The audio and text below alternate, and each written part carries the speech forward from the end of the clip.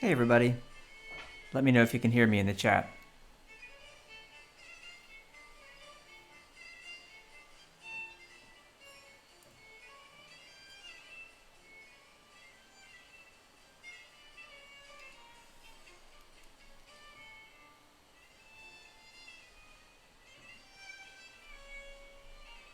All right, cool.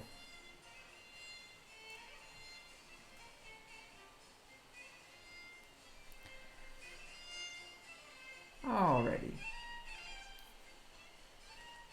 Make sure everyone's joined in here and we'll get started. It is 2:59. Give people a couple seconds to join in. And like I posted, I'm going to be doing a little preview, or rather, not a preview, excuse me. I was thinking about the summer brushes that are coming out.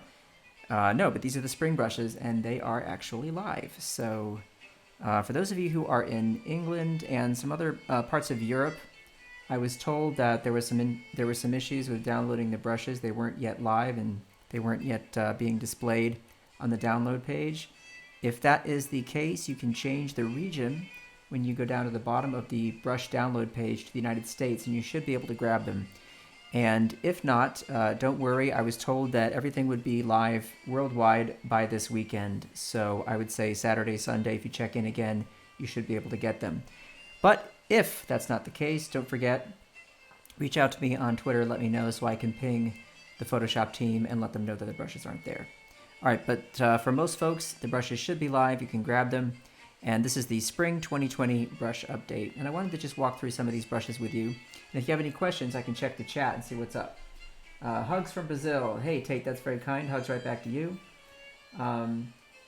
Children's Book Illustrator. Excited to check out the spring brushes and also for when the summer ones are available. Yes, the summer brushes should be available in North America in early June and then worldwide by early July.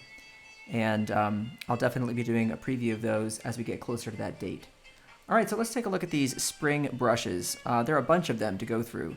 And because it's spring, I wanted a few of them to have a little bit of a spring theme to them. So this is the Bouquet Brush. And the Bouquet Brush allows you to paint these flowery shapes that have a little bit of color dynamics built into them. I'll select a nice pink color here and just go to town with that, and you can see what that does. So these are really fun for backgrounds, really fun for just doing random painting of flowery shapes like so. If you go ahead and switch the color out, you'll notice that you also get a little bit of that transparency coming through, which is lovely. And these work in both Photoshop and Fresco, I should say. All of the brushes in this brush set are compatible with both apps. So if you're a CC subscriber, go ahead and grab these and put them into Fresco and see what happens, because you'll enjoy painting with them just like you do in PS, which is short for Photoshop. So that's a Bouquet Brush right there. There is a variant of it right here, Bouquet 2. And Bouquet 2 is a little bolder. It's not going to have as much transparency. It's also a little bit larger, so you can really get these lovely shapes like that. And because of dual brush and texture and all the random elements that I've incorporated into the brush settings, you're never going to get one stamped look exactly like the last, which is just a really nice thing. You're not going to get that repetitive look that you get with a lot of brushes. Really good randomization going on here. All right, moving on, we have the Cube City Control Brush. So this is one that I thought would be really handy for people who want to do a lot of texture in their work, but also people who do comics and wanted to have something that would represent sort of a cityscape or any kind of a tech kind of a look. And what it is, there you go, cubes. And once again, this is taking advantage of color dynamics and size jitter and some other lovely things. Now, in some instances, you're going to have control, and so that's why it's called Cube City Control, because with the pen pressure, using a little bit of pressure, I get smaller cubes and they're tighter together. Now, as I use more pressure, not only do they get larger, but they also scatter wider. So lots of cool pixel art to be made with these, lots of background stuff. You're doing a cityscape, for example, and let's imagine that the background is dark and you want to show that there are all these windows that are lit up at night. You know, you just do this. You can increase the spacing, of course, with your brush. So randomly generate cubes that are farther away from one another, like this, okay? And there's your cityscape, just like that. So there's a lot of cool stuff you could do with this one, and there are variants of it as well. So for example, we have the Cube City Fuzzy. Now Cube City Fuzzy has a little bit of texture built in, you can see that. And that's really quite nice as well. Add a little different color there, lighten that up. You can see what you can do. Much more subtle effects for that. And then regular old Cube City just goes totally nuts with really enormous cubes. Now I'm zoomed way out, by the way. Let me give 100% there, you can see. Because this brush is 1023 pixels in size. So all the brushes in this set are designed to work really high res. So you never have to worry about pixelization with your brush strokes if you're going to work on a large file. All right. So the peel brush, this is an interesting one. I'll show you what this looks like. Again, really nice texture with this. This came out of my experiments with trying to capture some of the vine charcoal, willow charcoal kind of a look for a brush. So you can see that what you can do here is do these soft textural backgrounds. And I'm going to demonstrate how easy it is to fill an entire canvas with this. All right, just go up and down and up and down, and you're still going to get that nice variation right there. You can go all the way to black, right, if you just apply more pressure and pass over an area several times. So what you're basically getting is this sort of charcoal graphite kind of a fill for an area. And that's good for shading, it's good for all kinds of effects. Use it in combination with some of the pencils, for example, in the Mega Pack, to get some interesting effects as well. Nice to paint inside of a selection with these, so I can make a selection and then just do that, right? Really lovely. Go over that with another selection and then grab another color and do something like that. So very cool for collage-y kind of style, shape-based images and so on. Check the chat here and see how we're doing. Did we get new brushes in the latest update? Yes, that's exactly what we're talking about here. This is the spring brush update. These were released in North America about middle of March, I believe. Now they're rolled out, hopefully, worldwide. And as I mentioned up front earlier, there are some issues with some people trying to download them in England. And also, I think I got a note from somebody in Italy. And what I said you can do is you can, at the bottom of the brush download page, change the region to the United States, and you should be able to grab the brushes. And if that's not the case, don't worry. They should all be live by this weekend. We're coming to you here April, what is it, the 23rd, I believe. I'm looking at my calendar trying to find some information. Yeah, today's April 23rd. Sorry, we're all in the same boat together with this coronavirus situation where we're all losing track of what day it is, so forgive me for that. Alrighty, moving on. This is the Brac brush. So Georges Brac, the painter, some cubist stuff going on in his work, and so I decided, what the heck, I'll make a cubist style brush. This is a big one as well as a 700 pixel brush. So I'll zoom in a little bit so you can see what this is doing. Fantastic for these weird backgrounds like this, kind of like a crystalline sort of a shape, right? Going on.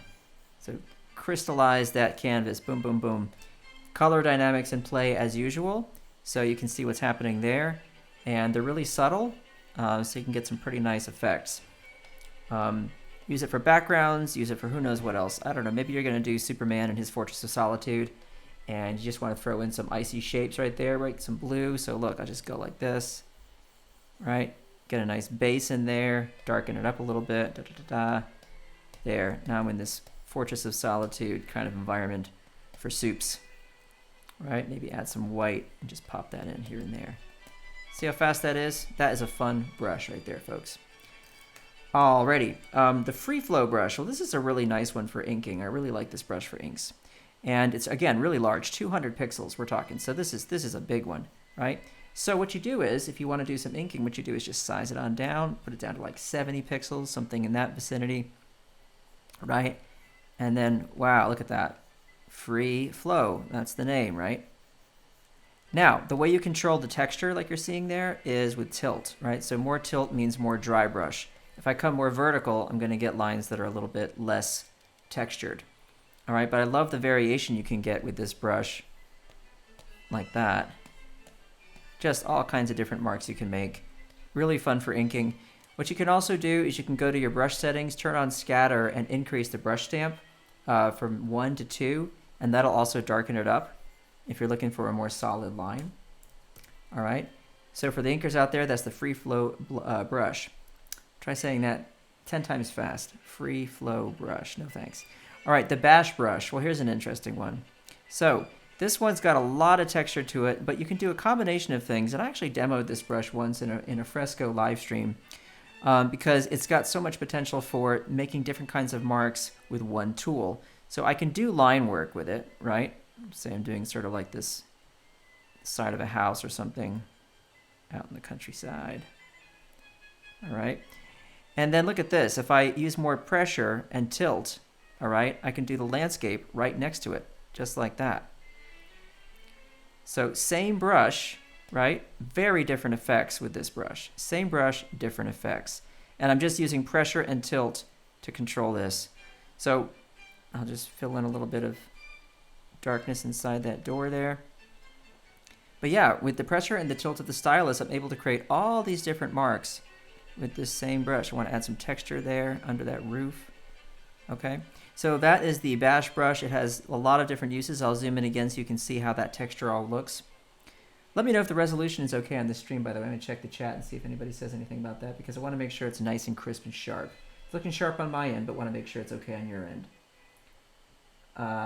Is it children's book illustrator? Sorry, I don't understand the comment. Alrighty. Okay, moving on. So let's check out what we have next. This is the Willow Fat Brush. So again, trying to work with willow charcoal, trying to get that softer charcoal look. So I like this one for shading. Again, using it in combination with one of the Megapack pencils. It's just a really nice tool for getting some of that willowy charcoal look. And for those who are curious about this kind of tool, I've got a whole batch of willow and vine charcoal looking brushes that I've been working on for the last couple of months. Those are coming out really soon, and I think you're going to love them. Alrighty, now let's see. This is the stain monster. Well, as you can imagine, this is a staining brush. You can see what that does. So really nice watery stains and some droplets and whatnot. Use this again for watercolory effects. It's got a little bit of pressure sensitivity, so that with light pressure I'm not going to cover as much of the canvas, and it's going to be more transparency with the marks that I make. Heavier pressure is going to make the marks a little darker and eventually build up to a solid. Now with this one, what's nice you can do is add the color dynamics and pump the hue jitter up a lot higher, so something like maybe a 14. All right, then if I select a color and start painting with it, you'll see that I'm going to get this nice color variation in the stain, right? So that's a really fun thing to do. Don't forget about using those color dynamics whenever you really want to push things to a really cool look like that. And that leads us to the Splish Splash brush. Well, again, you could probably guess what this is. Now the way Splish Splash works is with the tilt of the stylus. So if I move my wrist and I tilt my stylus, okay, you can see what's happening. The brush stamp is actually tilting and changing orientation depending on what I'm doing with the stylus, right? So I can do this. I can do a nice circular splash, go in a circular direction like so, and really control what's happening with the directional movement of this splash that I'm painting. All right, so for this brush, and again, by the way, this is a pretty large brush. This is 400 pixels, but the original stamp that I used to create this was about 800 or 900, so you can size this up. I'm making it 700 pixels now, and I'm still going to get a nice sharp look to what I paint. All right, that's a really fun brush. There are several variations of this. Okay, we have Splish Splash 2. Now this one has wet edges turned on, so you're going to get this cool overlay effect every time you paint a new stroke, right? And you're also going to get darker edges to every shape that you put down. Hopefully you can see that when I zoom in. Really good water effects for this brush. If you look at my Instagram feed, you'll see a painting I did of a surfer using just the Splish Splash brush for all the water, and then a little drawing of the surfer on top. And then finally we have this Splish Splash variant, which is a really sharp version of the brush, okay? And there you go. Now, not only does the tilt control the direction, but the tilt also controls the size of it. So as I tilt away from vertical, I'm going to get a wider splash, okay? If I go more vertical, I'm going to get a splash that is not as wide, okay? So it's more of a round kind of splishy splashy mark. So lots and lots of things you can do with that. Sweetheart Inker. Well, the Sweetheart Inker is, of course, an inking tool. Really nice for drawing. So for all those inkers out there, this is very similar, I would say, to my Mr. Natural brush.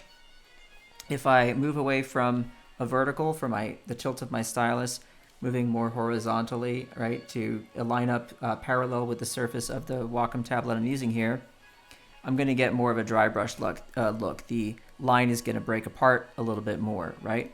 If I go more to vertical or perpendicular to the surface, it's going to be a nice solid line like that. And there are always going to be some nice irregularities to the outside of the line that you're drawing. All right, you can see that very nicely. Oh, let's see. It looks really sharp. Good, thanks. I'm glad that it looks good on the screen that you're seeing.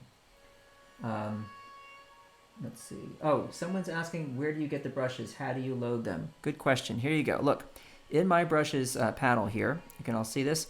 I'm going to tap on this little menu here at the top right corner. Some people call that a hamburger menu. Scroll down here and you see Get More Brushes, and that's what you tap on. When you see Get More Brushes, it'll take you to the download page. You sign in with your CC credentials, and boom, you've got over 1,700, 1,800 brushes at your disposal. Grab them all, play with them, enjoy them. Alrighty? But yeah, so for the comics folks out there, and for anybody else who likes to ink in Photoshop, the Sweetheart Inker is a sweetheart of a brush, and it's going to give you some really nice lines, and I think you'll enjoy it. There you go. Little head. Simple as that. Okie dokie. All right, moving on. We have the mushy brush. I did some really nice studies with this brush actually in Fresco a little while back. I was just playing around with it. So it's kind of a wet brush, and the mushy brush takes advantage of color dynamics for foreground and background color, which is really cool.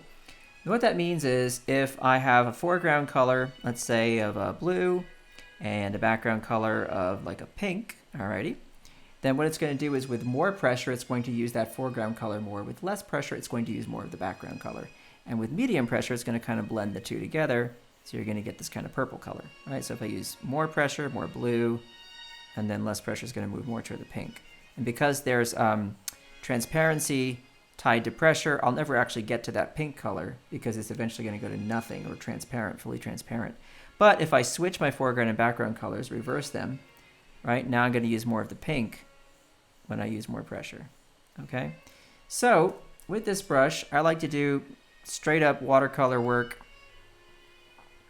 and just do washi kind of stuff like this. Just like fill in a shape, fill in an area, and just look at all the variety that I get in that single brush stroke, right?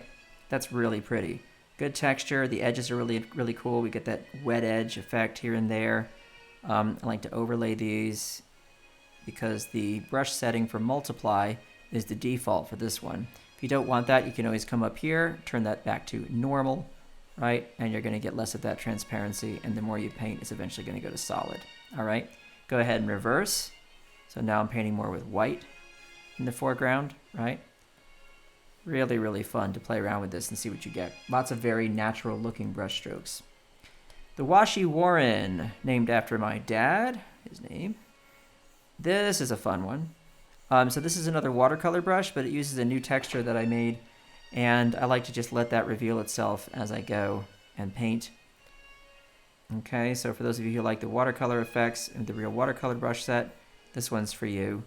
Also could just be fun for coloring stuff in, right? Remember, as I showed earlier, it's really fun to work inside of a shape, you know? Make a shape, and then take these brushes that have a lot of texture to them and all these other interesting variations and paint inside the shape.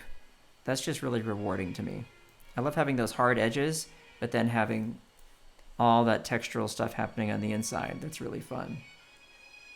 Go ahead and like chop it up and do cool stuff with it. And paint on top of that. Start to do some really modern, abstract, fun stuff, right? Alrighty, so what do we have next? We have the Washi Warren Detail. Same brush, nice detail work, right? This could even be really good for drawing, couldn't it? So I like that one. Let's see what you can do with this. Kind of a little bit more haphazard, random kind of stuff happening with the line, but still enough control for you to figure it out and make a nice looking piece of art. All right. Well, we're getting towards the bottom of the list here. This is the Chap Inker, excuse me. Chap Inker, again, good inking tool. It'll break the line apart here and there. It's totally random. And for those of you who like that 1950s, 1960s golden age era advertising illustration, I think for sure this one will help you out to achieve that look, right? It's just got that look that we're familiar with the line breaks apart here and there. I love to draw with this. It's just one of my favorite things. I don't know exactly what I'm going to get with the line, but I know that it's going to be having that natural media look with the inks that I just love. So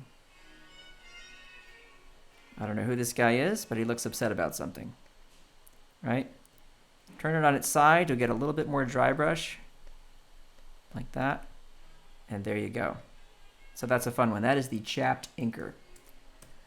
Alrighty, granola. Well, as you can probably guess, granola looks like granola. So let's check that out. Ooh, yep, another texture brush. All kinds of uses for this. Who knows what you could do with it, right? You need some area where you're going to do a lot of dotty stuff.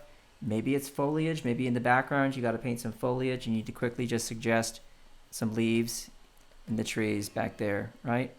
Why not? Simple as this. Look at that. There's some foliage, leaves in a tree.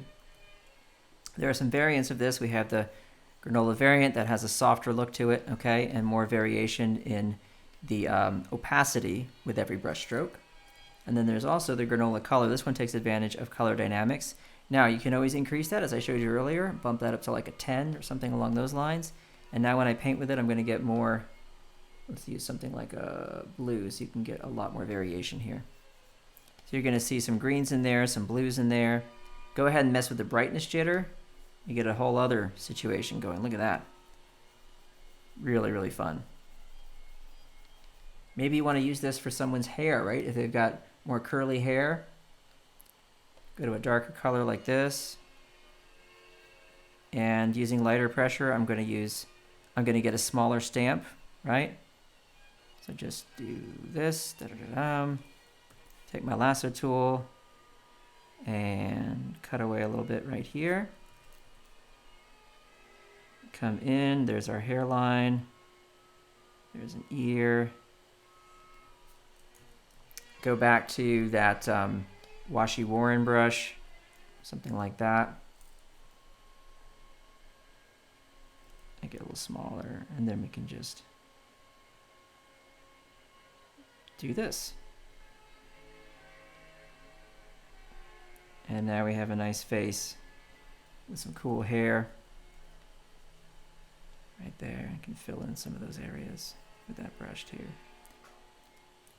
It's fun. I never run out of ideas for using these things. Alrighty, the underbrush. This is a really cool one for backgrounds, all right? Say you got to do a quick forest floor or something, or you want to do some kind of a cool impressionist thing. Look at this. It's like Jackson Pollock all over the place. What a mess. This is a huge brush, by the way, 814 pixels, but it's actually scattering out to about 2,000 pixels when you paint with it. Using color dynamics as well, so lots of cool stuff you can do with that. Sabertooth, this is a painting brush. This is all about painting, all right? And I just love the way this one feels. It's like you've got just enough paint on the brush to cover a little bit of space, and then eventually it starts to just kind of break apart on you. Maybe the bristles are all kind of ratty. And there are variations of this as well. There's a Sabertooth CD. This is a color dynamics brush. So I need to check the chat here, make sure there are no questions. Will you one day bring the impasto to Photoshop? I don't know. That's a great question. I mean, now that Fresco has real oils that actually do that automatically, I'm not so sure about whether in Photoshop we'd want to make that a downloadable set, just because it requires so much instruction and so much work to explain how it works, since it's a set of actions in combination with styles and so on. But I have had a few requests for that, so it's something to consider, and thank you for that. So I'll consider it. I think it might be a fun thing to do. On the other hand, without giving too much information away, obviously we're working on painting and drawing in Photoshop right now and constantly improving that experience. So there might be some things coming on down the road, maybe that would negate the need for anyone to use that. So we'll see. Alrighty. The Sabertooth CD works like the other color dynamics brushes that take advantage of foreground and background color. So if I just use my background color as a color like this, I've got yellow and red. Now when I use this brush, I'm getting an orange when I'm using medium pressure. Heavy pressure gives me the yellow. Light pressure gives me that red. So anything in between gives me the ability to make these brush strokes that feel really natural, because I just vary the pressure as I go back and forth. And what you wind up getting is this cool effect of there being multiple colors in the same stroke. right? And that's really, really cool. And same thing you can do with the Sabertooth Wet Brush. Okay, the Sabertooth Wet Brush is one color with the foreground and background is different. So as I pass over an area here, you can see what's happening. It's changing that color very subtly as I go back and forth. And it's using those wet edges. So this again is a very painterly kind of a brush with some really interesting effects that are possible. And we got the Chisel 2020. All right, so here's the Chisel brush. This is another inking brush, but it's similar to the other chisel brushes I've made, except that in this case, I have a lot more of a dry brush or rougher brush effect than the other chisel brushes I've made. And it's going to respond to the rotation of your hand or the tilt of the stylus. Okay? So for you letterers out there or people who just like to ink with a chisel brush, you know, this is a pretty good option.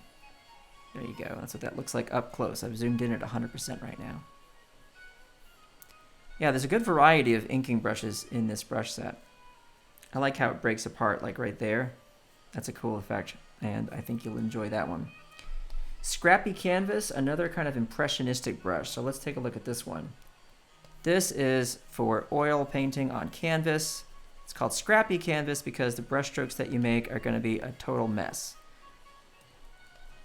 Very subtle color dynamics in play with this brush, which makes it easy for me to take one area and blend it with another by using light pressure and then painting over it. I'm holding down the Option key to temporarily pull up my, or call up my eyedropper tool. So I can sample the color, I can paint, I can sample the color over here, I can paint. Let's imagine I had some other colors off here to the side. Option key, grab that color, paint over here, right? Blend these two areas by just using light pressure, because the pressure is tied to opacity. So that's a really fun brush to use for nice, loosey-goosey, impressionistic painting. And that is the Scrappy Canvas. Pine Needler, this is another one you could use for lots of different things. You could actually use it for inking, all right? And you might not think so by looking at it, but all you have to do is size it down. So I've got it about like 35 pixels now, right? I can do this nice rough ink kind of a look right here. But at its original size, it's 100 pixels, and it's good for this kind of a thing here. I'm just going to blow this up so you can see full size. Great textural detail brush, in addition to a brush that you could use for special effects, right? So let's say you're doing an animal or something and you want to add some fur, right, or some hair. Look at that. You just add that right there. Boom, boom, boom. Other detailing work you could do, such as textures on a building and so on. Lots of different cool stuff. Inky Shredder. Well, as you can imagine, another cool inking tool. Let's take a look at this one. Now, as I draw, you're going to see what happens is not only does the line break apart, but occasionally you get these little dots that just kind of show up with this one. So really, really fun to draw with it. And you're not going to know exactly what you're going to get until after you draw that line. You do, however, control the width of the brush with the stylus pressure. So nice fine line like this. And then really heavy line like that, and everything in between, right? So pretty wide variety of sizes you can do with just that one brush using pressure, not having to resize the brush or anything like that manually. You know I love the inkers, folks. And that leaves us with the Trusty Rusty. So the Trusty Rusty is the last of the inkers right here. And this one, again, based on the Mr. Natural brush that was a really big popular one in the Megapack ink box. The difference being that with this brush, I get a slightly more crisp look to the lines that I draw. It's not quite as soft as Mr. Natural. And really a good one for comics artists who like the thick and the thin, like this, but also want to be able to have a little bit of variety on the edges of the brush stroke and never want it to get soft or for the opacity to dip below 100% black, right? So you're never going to have that happen with this brush. It's black or nothing, right? Or 100% of the opacity of whatever color you're drawing with. Really good control. It's very snappy, so I can do stuff like this where I can snap my hand away and look at that taper you get. Really lovely. Taper is a thing that's a little harder to get sometimes with Photoshop inking, but with this brush, you are set.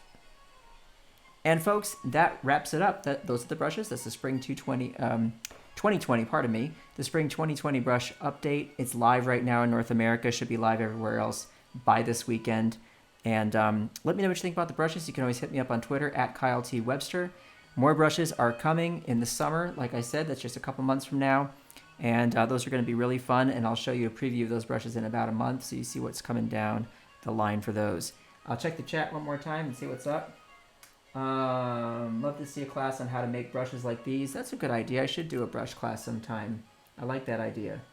Nice brushes so far. Greetings from Macedonia. Hello to you too. Replay of this. Yes, I think a replay of this will be live. I don't see why not. I haven't changed the settings or anything. So what else can I say? Thanks for watching. Thanks for hanging out with me. And I hope you all are staying safe and healthy and well. And I'll catch you all around next time. And that's it for me for now. See you later.